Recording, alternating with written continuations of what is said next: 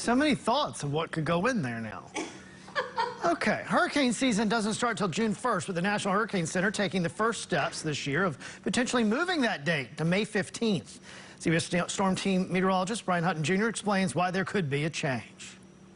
The 2020 Atlantic hurricane season started in May, with Tropical Storm Arthur forming on May 16th.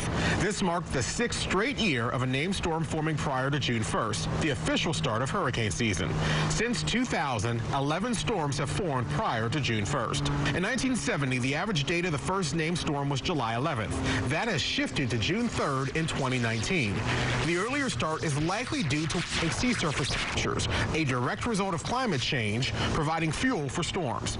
Scientists are unsure if this uptick in activity is just circumstantial or a new trend.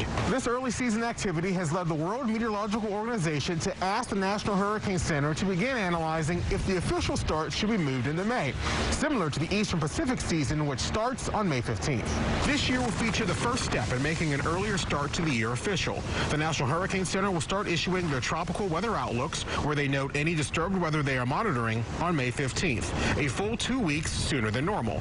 Last year, the National Hurricane Center issued 36 of these outlooks prior to June 1st due to Arthur and Tropical Storm Bertha. Shifting hurricane season forward by 2 weeks would allow for more updates on potential developing storms much earlier, so possible impact zones can take needed precautions. FEMA has noted that, despite their messaging of being prepared for all of hurricane season, most people wait until they are about to be impacted to make preparations for their homes. Meteorologist Brian Hutton Jr., CBS 17 News.